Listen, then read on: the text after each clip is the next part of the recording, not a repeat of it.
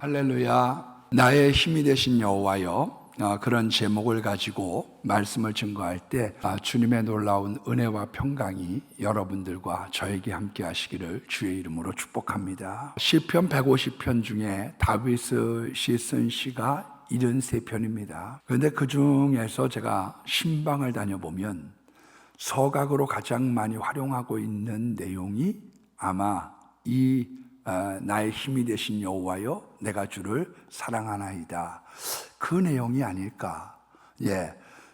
주의 은혜로 종의 가정이 영원히 복을 받게 하옵소서. 몇 가지 아주 단골 메뉴가 있거든요. 근데 사람들이 이 시편의 말씀을 음미하고 바라보고 암송하고 사랑하는 이유는 그만큼 이 땅을 살아가는데 힘이 중요하기 때문인 줄로 압니다. 다윗은 도피 생활을 10여 년을 했습니다. 왜? 힘이 없었기 때문이죠. 삼손이라는 사람이 힘을 상실하고 나니까 놀림감, 조롱이 되어졌어요. 예레미야서 38장에도 보면 시드기야 왕이 예레미야를 불러서 정용이 묻습니다. 하나님께 받은 말씀이 있느냐? 바벨론에게 항복하십시오. 그때 예레미야서 38장 25절 말씀에 보면 나는 갈대인에게 항복한 유다인들을 두려워하노라. 염려하건대 유다인들이 나를 그들의 손에 넘기면 그들이 나를 조롱할까 하노라. 힘을 빼앗기고 난 다음에 나 놀림감 되면 어떡해? 이것을 때문에 결단을 못 내렸던 거지요. 힘이 없었기 때문에 서글펐고 불행이 찾아왔고 쫓겼고 조롱당하고 죽임을 당했던 거예요. 여러분, 낙심이라는 말은 뭡니까? 마음에 힘이 떨어진 거예요. 멘붕이라고 하는 말은 뭡니까? 정신의 힘을 잃어버린 거죠. 속국이 됐다는 얘기는 나라가 힘을 잃어버렸다는 뜻이고, 거린이 됐다는 얘기는 돈 벌 힘이 없다는 얘기죠. 어떤 사람의 눈에 초점이 없다, 그 이야기는 그 사람에게 어떤 집중할 수 있는 능력과 힘이 상실되어져 있음을 얘기하고 있는 거죠. 그래서 죽은 사람의 눈을 보면 동공이 열려져 있는 거죠. 왜? 모든 힘이 사라졌기 때문에. 마태복음 5장 13절에도 말씀해 보면 기독교인을 향하여 이렇게 얘기합니다. 소금이 만일 맛을 잃으면 아무 쓸데 없어 밖에 버려 사람에게 밟힐 뿐이라. 왜 사람에게 밟히느냐? 기독교인인데 맛을 잃어버렸다. 세상에 무시를 당하는 거죠. 단물 빠지면 버리는 거는요, 교회 안이나 교회 밖이나 다 똑같은 거죠. 쓸모없는 사람이 되면 부모도 짐스러워하는 게 인간입니다. 왜냐하면 이게 점점 짐으로 작용한다고 생각하는 것, 그것이 인생이고 사람인 거예요. 제가 신학교 다닐 때 어느 교수님이 그런 말씀을 하셨습니다. 교인들이 사랑하는 목사를 향한 사랑은 사위사랑이다. 딸이 있기 때문에 잘해주는 거지, 딸 죽으면 불 꺼진 화로야. 그러니까 여러분들에게 은혜가 있고 능력이 있고 말씀의 권세가 있을 때 교인들이 따르고 좋아하는 거지, 그것 뺏기고 그 은혜가 떠나고 나면 그건 찬밥이야. 여러분들이 그거 갖고 있길 원한다, 그렇게 말씀하셨어요. 왜? 그거는 어떤 직장에서도 그런 게 없겠어요? 저 사람 쓸모가 없어요. 집만 돼요. 나가주길 원하는 거지요. 여러분, 모든 분야, 모든 사람들에게 힘이라고 하는 거는 중요한 겁니다. 지도력이라고 하는 게 뭡니까? 원어로는 엄브렐러, 우산을 폈다는 얘기예요. 그러니까 비 맞기 싫은 사람들은 모여드는 거고, 우산 없어지면 거기 근처에 갈 이유가 없는 거죠. 그 사람 망했는데 왜 그 근처에 갑니까? 그 사람 떨어지는 이유가 어디 있느냐? 그 사람에게 힘이 떨어졌어요. 쓸모가 없는 거거든요. 여러분, 다윗이라고 하는 사람은 도피 생활을 많이 하고 그리고 전쟁을 치렀던 사람으로서 힘이라는 게 얼마나 중요한 줄 알았던 거죠. 여호와여, 주님이 내 힘입니다. 예수님이 내 힘입니다. 오늘 찬송처럼 성령의 힘과 권능을 우리가 의지하려는 이유가 어디에 있습니까? 힘이라고 하는 것이 너무도 소중하기 때문이지요. 여러분, 여호와는 나의 힘이시라 내 반석이 되셨다고 그랬습니다. 첫 번째가 반석. 이 세상에 있는 사람들의 마음은 변덕이에요. 그건 베드로만 그런 게 아니에요. 믿음이 들어가면서 그 사람이 반석과 같은 믿음이 되는 것이지, 인간은 그때 사람들은 바뀔 수 있습니다. 금주에도 어떤 분 보니까 저 있는 데서 얘기했던 내용을, 제가 앞에 있는 데서 다른 사람과 대화를 하면서 말을 바꾸는 거예요. 야, 나한테 분명히 얘기하고, 내가 그 앞에 있는데도 말을 바꿔요. 왜? 사람들은 변하기 쉽고 문제가 생기면 닭 잡아먹고 오리발 내밀기 쉬운 것이 인생이기 때문인 거죠.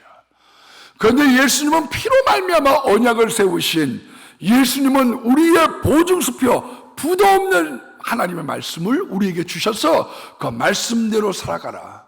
그때 이 모든 것들이 안전하다고 하는 반석이 되신다라고 하는 약속을 증표로 오늘 말씀하고 있는 겁니다. 주님은 반석이시고 요새세요. 국방상 중요한 곳에 만들어 놓은 방어시설을 우리가 요새라고 얘기합니다. 이 요새가 뚫리면 그 마을을 정복하고 그 나라를 정복하는 것은 시간 문제죠. 그래서 주님께서 어떻게 되시는지 길목을 막아주고 중요한 위치에서 막아주는 내가 그런 요새야. 그렇게 말씀하고 계시는 거죠. 요즘에는 많이 사라졌습니다만은 과거에는 우리가 마을에 이렇게 가다 보면 동구 앞에 출입구에 천하대장군과 지하여장군을 세워놨어요. 그래서 빨간 오치를 하고 이를 드러내고 눈을 부라리고, 그 천하대장군과 지하여장군이 마을을 지켜주는 수호신이라고 생각한 거죠. 여러분, 정말 그것이 여러분들을 지켜주고 있는 겁니까? 우리의 마을을 지켜주고 있는 겁니까? 제가 다녔던 모교에서 기독교 동아리에 있는 후배 2명이 야밤에 학교 앞에 이 장승이 서져 있었거든요. 천하대장군과 지하여장군이 있는데 그걸 밤에 톱으로 베버렸어요.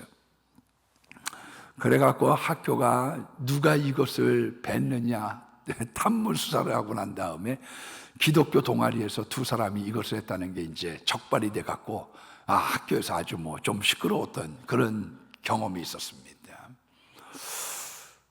저는 그건 적법한 방법은 아니라고 생각합니다. 만약 그럴 거면 절간 다 불질러 해지 되고 신천지가 가지고 다 때려 부셔야죠. 그렇지 않겠어요?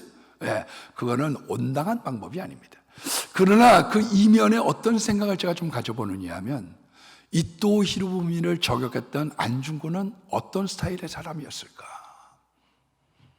불의를 못 참고 이 나라의 힘을 빼앗겼던 것을 되찾기를 원했던 그런 울분과 의협심이 그로 하여금 총을 쏘게 하지 않았을까? 여러분, 하나님이 이 세상은 방어자가 되시는 거예요. 나를 방어해 주리, 내 이 마을을 지키고 내 가정을 지키고 내 교회를 지키고 내 지역을 지키고 이 나라를 지키는 분이 누구냐? 요새가 되시는 분이 누구냐? 그분은 여호와, 나를 건지시는 자라고 얘기했습니다. 인간은 빠지기 쉬운 존재예요. 죄에 빠지고 쾌락에 빠지고 사망의 늪에 잘 빠지고, 오늘에 있는 본문 말씀처럼 인간은 빠지기 쉬운 존재예요. 이동훈 목사님이라고 하는 분이 계세요. 연세대 영문학과 재학 중에 6.25가 터졌습니다. 그래서 군에 입대를 하게 되는데 장교로 임관을 했습니다. 그런데 안타깝게 1952년 10월 달에 화천 전투에서 박격포탄을 맞았어요. 2눈을 실명하고 이를 모두 날아갔습니다. 다 의치가 되고 거기다가 콩팥 한쪽, 폐 한쪽에 날아갔습니다. 비참한 지경에 처해졌죠. 그래서 부산에 있는 육군병원에 가서 치료를 받을 때 사람 뭐하냐? 여러 번 자살을 시도를 했습니다. 눈도 보이지 않고. 그런데 이때 내가 죽을 수 있는 유일한 방법은 밥을 안 먹는 거다, 그렇게 생각하고 단식을 하다가 예수님의 피 흘리시는 모습을 바라보고 절망으로부터 건진받았죠. 예수님이 안아주시는 거예요. 이후에 모범장교로 변합니다. 정훈장교가 됐습니다. 그리고 장신대 입학해서 현역 장교 목사로 섬기게 됐습니다. 그 사람의 표가 있어요. 그리스도의 사랑이 나를 강권하시는도다. 여러분, 절망의 나락으로부터 건지는 분이 있어요. 누구냐? 예수 그리스도. 오늘 기도에 나왔던 것처럼 우리들에게 힘을 얻고 돌아가고 우리가 절망의 나락으로부터 소망을 붙잡으시는 가 누구냐? 예수 그리스도. 그래서 마귀는 자꾸 절망에 빠뜨리고 죄에 빠뜨리고 늪에 빠뜨리지만 예수 그리스도는 우리를 건져주시려고 죄와 사망으로부터 늪으로부터 건져주시는 분이죠. 때로는 한 주님은 서서히 우리들을 일어나게 하십니다. 여러분, 성공이라고 하는 거는요, 대박이 아니에요. 누적이지. 예. 하루아침에 벼락부자가 되고 하루아침에 일어나려고 하는 것은 성경의 정신이 아닙니다. 그래서 속히 부하고자 하는 자는 멸망한다. 이게 마침내 복이 되지 않는다는 이야기가 성경에 나오는 이유가 그런 데 있습니다. 사람은 성공하려고 하면 부지런해야지 되고 많이 연습해야 되고 실패 많은 세상 속에 눈물과 땀을 흘려야지 되는 거죠. 이 세상에 공짜와 거저는 없습니다. 제가 어떤 통계 기록을 봤더니요, 판매원에 대한 기록을 봤어요. 그랬더니 판매원 중에 48%가 한 번 가보고 더 이상은 안 간다고 합니다. 그래서 책 좀 사주세요. 그러면 이 사람아, 요즘에 누가 책을 읽나? 예? 핸드폰 시대에, 유튜브 보는 시대에 그럴 돈도 없어. 가. 예, 이런 얘기하면 서로 피곤하잖아. 그러면 그 다음에 이 사람 안 오는 사람들이 48%, 절반이더라. 그리고 이제 한번 또 가는 사람들이 25%입니다. 저번에 얘기했잖아. 그런데 세 번째, 얼굴에 철판을 깔고 가는 사람들이 15%라고 얘기합니다. 15%. 문도 안 열어주려고 그러고. 난 바빠. 얘기할 시간 없어. 그런데 오직 12%의 사람들만이 어떻게 하느냐. 팔 때까지 물고 늘어지는데 그 12%의 사람이 매출의 88%를 올린다는 거예요.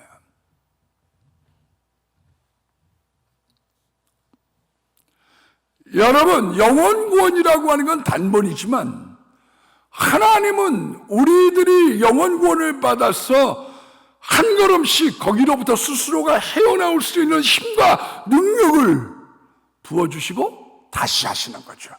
다시 한번 해봐. 트라이. 한 번 더 해봐. 하나님의 인내가 있어요. 인간을 길러가는 하나님의 인내. 하나님은 우리를 건지실 뿐만 아니라 굳게 하십니다. 그래서 베드로전서 5장 10절 말씀을 보니까 예수께서 너희가 잠깐 고난당한 너희를 친히 온전하게 하시고 굳건하게 하시고 강하게 하시고 더러 굳건하게 하시는 거죠. 왜? 부족함이 없도록. 하나님은 우리를 여러 모양으로 부족한 데가 없는가를 잘 살펴서 그 약점을 보완해 가시는 분이에요. 그걸 건져내시는 거예요. 한 방에 당하거든. 그래서 골리앗이라고 하는 사람의 이마에 약점이 있다는 걸 아는 거죠. 여러분, 그래서 약점이 뭔가를 다윗은 연구했을 겁니다. 나가기 전에 내가 물맷돌만 갖고 나가는데 어디를 공격해야 될까? 약점을 찾은 거죠. 아킬레스, 천하무적일 때 사람들이 아킬레스의 약점을 찾기 시작합니다. 어디가 이 아킬레스의 약점일까? 마귀가 우리들의 약점을 찾기 시작합니다. 이 사람이 약한 데가 어딜까? 돈에 약할까? 술에 약할까? 여자에 약할까? 어디에 약할까? 이 사람이 약한 데를 찾아서 급소를 찌르려서 우리로 하여금 쓰러뜨리려고 하기 때문에 하나님은 우리들로 하여금 스스로 방어할 수 있는 능력을 우리들에게 배양시키시는, 그래서 서서히 건져주시는 분이죠. 여러분, 어떤 사람이 중독에 빠졌습니다. 여러분, 이 중독이라고 하는 건 뭐냐? 술이든 마약이든 담배든 인터넷이든 그거 없이는 생활이 안 돼요. 나는 술 없이 못 살아. 나는 담배 없이는 못 살아. 이거 약물 없이는 못 살아. 없으면 못 사는 것, 이걸 뭐라고 얘기하느냐? 중독이라고 얘기합니다. 그러나 의학적으로는 도파민이 부족한 거예요.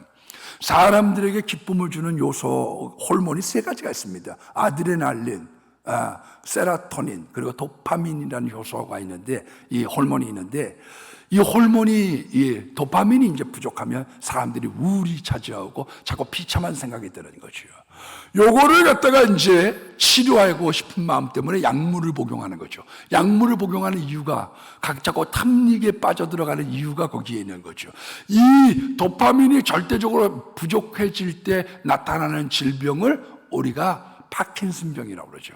예, 그 종종걸음으로 이렇게 걷는 그게 파킨슨병이에요. 자꾸 죽고 싶은 마음이 들고 마음이 비참해지고 우울해지는 거죠. 여러분, 중독이라고 하는 말의 한자어가 무거울 중자가 아닙니다. 가운데 중자예요. 독독자. 그 가운데 중자를 가운데 중 혹은 맞을 중자죠. 맞을 중자. 그래서 적중했다. 정확하게 맞았다는 거예요. 적중. 중독이라고 하는 건 독을 맞았다는 거예요.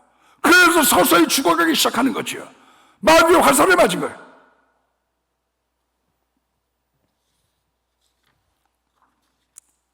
여러분, 그래서 중독에 제일 좋은 것들이 세 가지 정도가 있다고 합니다. 첫 번째가 금식이에요. 밥을 안 먹는 것. 생으로 안 먹으려고 하면요, 요번에 일주일 금식해가지고 실려서, 근데 금식하면 그러지 않습니다. 하나님이 주시는 힘으로 금식하면, 그러지 않아요. 공급하는 힘이 있거든요. 공급하는 힘이 있어요. 두 번째가 묵상입니다. 메디테이션. 성경을 갖다가 깊이 들여다보는 거예요. 세 번째가 산책이 좋다고 합니다. 여러분, 빠져나오는 길들이 있는 거예요. 맨 처음에는 금단 현상이 있죠. 그러나 한 달 정도를 참으면 그 사람이 이길 수 있는 힘이 배양이 되기 시작하는 거죠. 하나님은 우리들에게 어떤 정덕이든지 여러분들 위태한 지경이든지 거기로부터 건져내시는 소망의 주님이라고 성경은 말씀하고 있는 거예요. 네 번째로 보니까 나의 하나님이시오 그 안에 피할 바위시라. 바위에 피하는 겁니다. 성경의 요셉이라고 하는 사람은 시위대장 보디발 장군의 사모님을 건드리려고 했던 강간 미수범으로 체포가 되어졌습니다. 이 노예가 이랬으니 그러니까 아무도 없는 가운데 겁간하려고 했다. 이 누명을 써서 이거는 누명만 써도 이건 능지처참이죠. 얼마나 기도했겠어요. 하나님 저 좀 살려주세요. 주님이 아시잖아요. 나 좀 살려주세요. 나 좀 살려주세요. 여러분, 다윗이라고 하는 사람이 왜 이런 시를 썼느냐? 이 이스라엘이라고 하는 나라가 전라도 정도의 땅, 강원도 정도의 땅입니다. 수백만의 인구예요. 수백만의 인구. 그런데 체포조, 자기를 수사하는 수색대가 3,000명입니다. 600명의 광야 많은 곳에서 어디로 도망 다닐 수 있었겠어요? 오죽 갈 데가 없으면 모압으로 도망갔겠고, 오죽 갈 데가 없으면 블레셋 아기스 왕에게 도망을 갔겠어요. 왜? 도망갈 데가 없는 거죠. 3,000명이 현상금을 걷고 수색을 하는데 600명이 어디를 돌아다니겠어요, 여러분? 이 충청남북도만한 땅에서 어딜 가겠어요? 나 하나님 좀 살려주십시오. 주님께 피하면 주님의 바위가 되기 시작하는 거예요. 여러분들 숨을 쉬는 길들로 인도하고 있는 거예요. 우리 교회에 간증을 했던 찰복자 여자분이 있습니다. 외교관 딸이더라고요. 어려서부터 곱게 컸기 때문에 얼굴이 하얗고 상당히 세련됐더라고. 북한 여자인데. 근데 그분이 그런 얘기를 해요. 중국에서 탈출을 하는데 제3국으로 탈출할 때 중국 공안에게 붙잡힌 거죠.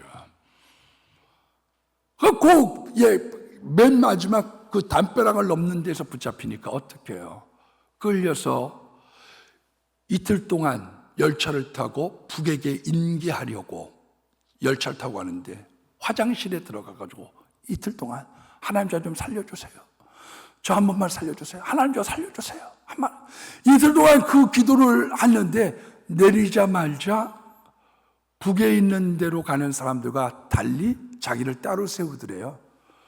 그래서 공안과 함께 갔더니 거기에 있는 귀비실을 통해서 대사관 쪽으로 인도함 받아서 물어봤답니다. 나를 왜 건져주셨습니까? 나는 맨 처음에 특별 대상이라고 생각을 해서 자기를 먼저 직결 처형시키는 줄 알았다. 근데 왜 건져주셨습니까? 그랬더니 거기는 중국 공안이 당신은 고위직이기 때문에 가자마자 직결 처형당한다. 그거를 감안해서 빼냈다. 여러분, 주님이 피할 바위, 주님이 피할 바위, 이 세상에 피할 바위가 이 세상에 있던 어떤 것이 아니라 주님 안에, 그 그늘 안에 우리가 가는 것이요. 성경에 보니까 나의 방패라고 말씀하고 있습니다. 여러분, 화살을 마귀는 쏘는 거예요. 화전, 불화살을 쏘고 비난의 화살을 쏩니다. 최진실 씨가 죽었습니다. 그 딸 인물 혹시 핸드폰에서 보셨어요? 이쁘대요. 엄마 닮아가지고. 예? 벌써 그렇게 컸더라고요. 자살입니까? 실은 사회가 죽인 거죠. 사회가 비난의 화살을 쏜 거예요. 그 화살 맞고 죽은 거죠.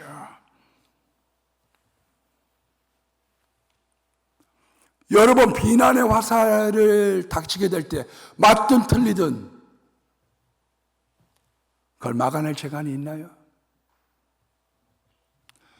기독교가 공격을 많이 당하는 이유가 있습니다. 왜냐하면 기독교를 한번 찝쩍거려 봤어요. 이거 어떤가? 그래서 기독교 교회를 혐오시설로 넣어놨습니다. 혐오시설. 그랬더니 아무 말 안 해. 하하하. 야, 뭐. 예. 그래서 그 다음에는 국가인권위원회 홍모, 이 혐오 표현 전문위원이 개독교라고 하는 거는 혐오 표현이 아니다. 그렇게 판단을 내렸어요. 그건 왜 괜찮다. 그랬더니 기독교가 그냥 가만히 있는 거예요. 멍 때리고 앉아 있는 거예요. 이게 속빈 강정이구나.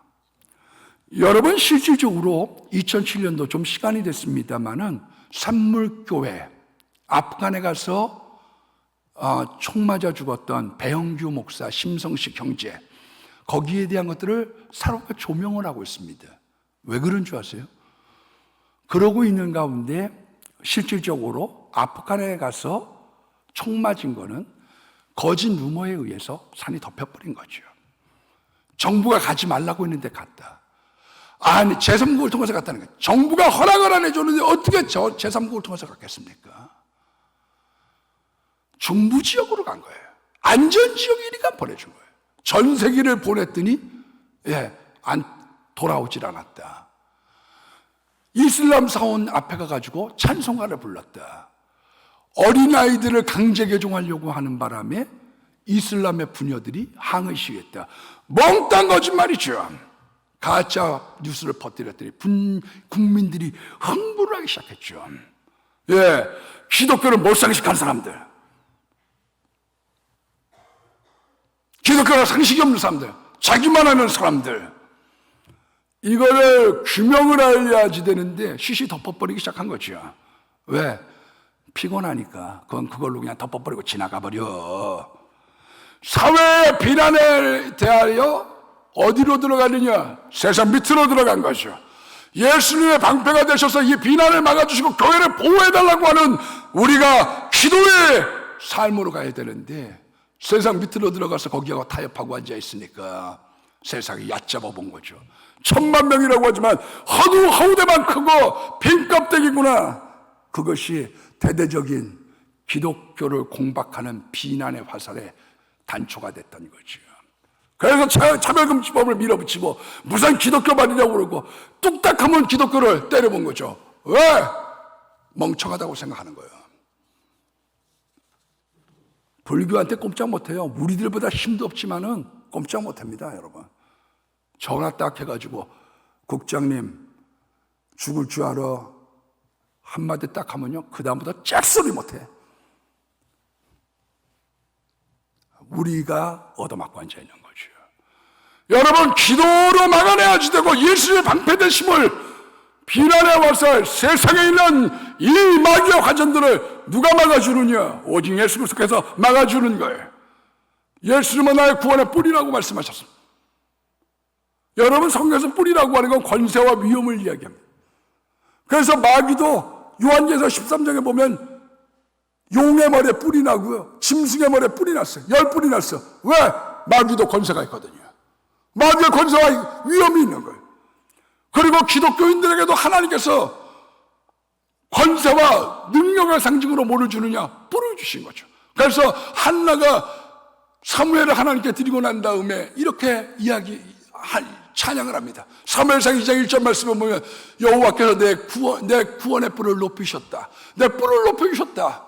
하나님께서 내 권세와 위엄을 높여주셨다고 노래합니다. 여러분, 이 제단의 뿔을 붙잡으면 구원을 받게 되어졌어요. 구원의 뿔이고 제단의 뿔이에요. 그래서 이 구원을 상징하고 있는 거죠. 주름을 붙잡아야 됩니다. 열왕기상 1장에 보면 이런 사건이 납니다. 아도니아라고 하는 솔로몬의 형이 아무리 생각해도 억울해. 내가 못난 게 뭐가 있다고 내가 동생 솔로몬에게 왕자리를 물려줘. 그래서 공모를 합니다. 요압을 불러들이고 거기에 있는 왕의 신하들을 불러들이고 다 동생들 불러 모아갖고 잔치를 베풉니다. 한턱 쏘는 거죠. 그런데 그때 나단과 발세바가 이 다윗 왕을 찾아가서 이야기를 합니다. 왕세대로 찍은 낙점한 사람이 누굽니까? 솔로몬 아닙니까? 그런데 아도니아가 왕이 된다고 저렇게 설쳐대고 있으니 만약 왕이 그냥 돌아가시고 나면 우리는 죄인이 될 겁니다. 분명하게 말씀해 주십시오. 그래서 기드론 신호에 가가지고 솔로몬이 왕이 되어졌습니다. 왕만세, 솔로몬 왕만세. 다급해졌죠, 아도니아가. 그래서 잽싸게 간 데가 어디냐? 제단에 뿔을 붙잡았습니다. 솔로몬이 아도니아에게 얘기합니다. 다시 네가 범죄할 마음이 없다고 하면 너는 죽임을 당하지 않으리라. 제단 뿔을 붙잡은 거죠. 아비아달이라고 하는 사람이 파면을 당했는데 요압이 자기가 그 다음 차례인 줄 알고 도피해서 어디로 가느냐? 제단에 뿔을 붙잡습니다. 구원의 뿔. 여러분, 예수님을 붙잡고 구원의 뿔을 붙잡으면 사람은 살 길이 열리는 거예요. 오늘 목사님에 대한 예화를 한 번 더 드립니다만, 임용남 목사님이라는 분이 계세요. 원래 이분은 경찰관이었습니다. 근데 경찰관의 아들이죠. 임용남 목사님이라고 하는 분은. 근데 6살 때가 됐을 때, 아버지 순경이죠. 임순경. 조남은 잘 모르겠고요. 근데 그분이 폐병에 걸리게 됐어요. 폐병. 3기. 옛날에 폐병 걸리면 죽는 거니까요. 막 각혈을 하니까. 그래서 이걸 숙녀에게 물어봤습니다. 어떻게 하면 좋겠느냐? 그랬더니 태어난 아들이 6살짜리 아들이 장남아이가 지인의 쌀을 갖고 태어났다는 거예요. 그래서 아버지를 살리려고 하면 자식을 죽여야 되고 자식을 살리려고 하면 아버지가 죽여야 된다. 다른 방법은 없겠습니까? 그랬더니 지네가 죽든지 닭이 죽든지 그러고 떠나가 버렸어요.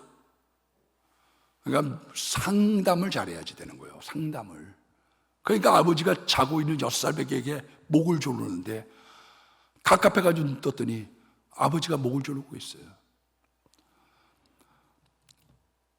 그런데 차마 못 죽이겠는지 엄마가 서울역에 얘를 데려다 놓고 엄마가 빵 사올 때까지는 꼼짝 말고 여기 있어. 그러고 난 다음에 빵 사러 간 엄마가 돌아오질 않는 거예요. 그래서 엄마 찾아 산만리 5년 동안 헤맸습니다. 7살짜리가요. 그러다가 이 소년원은 아니고요. 불황아들을 모아두는 시설이 있어요. 선감원이라고. 한마디로 청소년 삼청교육대죠. 소음으로 갖다가 아이들을 명랑한 소울 만들겠다고 해가지고 그런 애들 소탕해가지고 섬에다가 가뒀어요. 성감원이라고. 가던 날부터 몽둥이를 찜질합니다. 여기 빠져나올 수 있는 방법이 2가지예요. 하나는 부모님이 찾아오든지 그렇지 않으면 바다를 헤엄쳐서 나가는 거예요. 5번을 헤엄쳐서 나가는데 다 들켰죠. 엄청나게 두들겨 맞았죠. 6번째는 성공을 해서 육지에 도달했는데 신고가 들어와가지고 다시 붙잡혀 들어왔는데요. 그 다음에 물고문을 시키는 거예요. 곰곰이 생각해 보니까 내가 왜 이렇게 어려울까? 부모가 없기 때문에. 그 원망이 응어리가 되기 시작했습니다. 응어리. 그런데 자기를 괴롭혔던 형이 탈출하는 방법을 가르쳐줘서 임바비용 7번째 만에 바다를 건너서 탈출했어요. 나와서 배운 게 있어요. 그래서 거기에서 싸움박질하다가 경찰서에 붙잡히게 됩니다. 거기서 조소를 꾸미는데 하나님의 은혜가 시작이 됐어요. 조소를 꾸미는 사람이 양순경이라고 아버지하고 이북에서 같이 내려온 사람이에요. 조소를 꾸미다 보니까 친구 아들이요.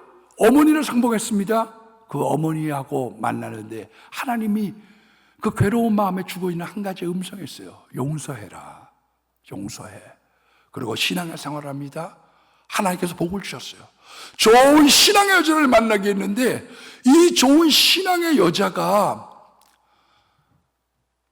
행복한 이제 가정생활을 시작할 때쯤 됐더니 자기가 폐병에 걸렸어요. 아버지처럼 폐가 문제가 됐어요. 나중에 약은 없고 절체절명의 시간에서 40일 금식이 들어갔습니다. 열흘이 지났더니 이 내장에 달라붙더래요.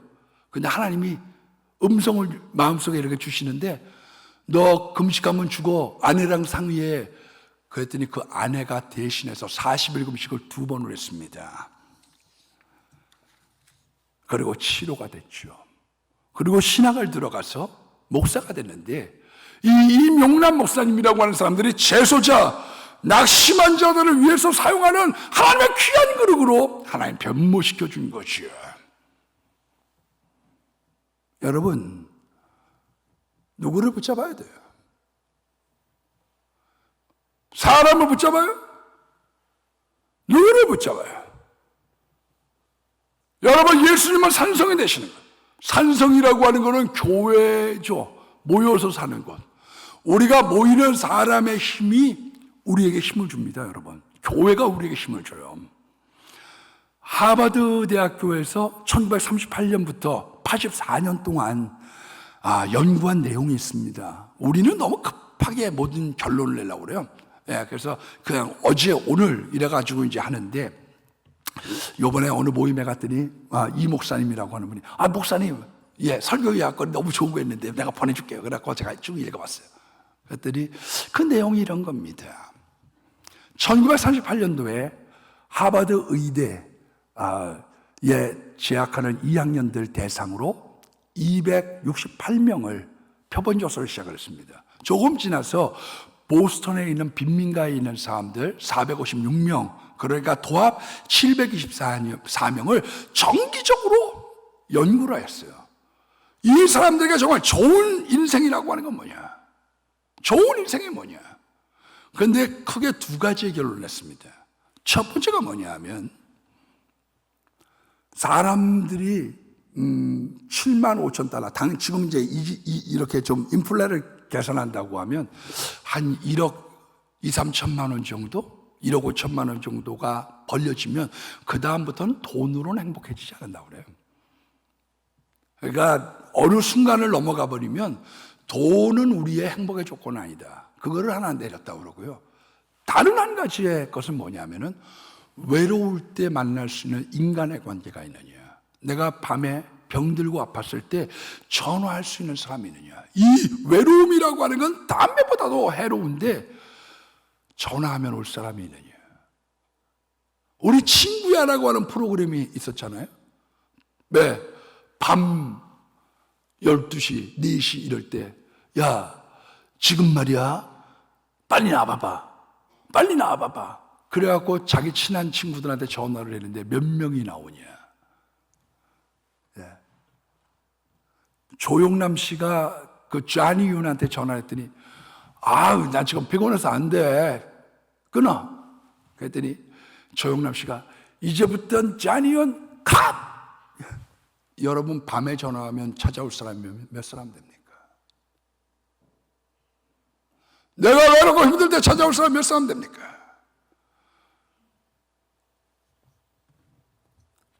여러분, 세상에서는 인간관계를 부정적으로 보는 사람들이 많아요. 믿을 사람들도 없고요. 그래서 불교계가 왜 산으로 가요? 이 사람 만난 것 때문에 내가 오늘 불행해진 거예요. 이 악연, 이 인연의 사슬을 끊어야 내가 새처럼 날아갈 수 있는 거죠. 좋은 관계를 만든다는 게 쉽지 않습니다, 여러분. 사람이 많다고 해서 내 외로움을 채워줄 수 있나요? 기독교는 그렇지 않아요.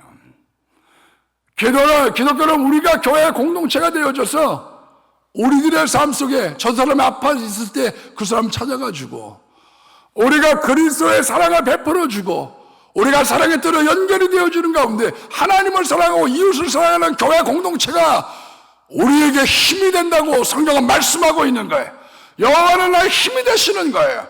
이번에 우리가 영광의 힘을 주셨어요. 어떤 역경, 어떤 사람, 무슨 일, 어떤 장소에서든지 이길 수 있는 권세와 능력을, 능히 감당할 수 있는 힘과 능력과 지혜를 우리에게 베풀어주고 있는 거예요. 힘 떨어지면 허당이에요. 그 누구도 허당이에요.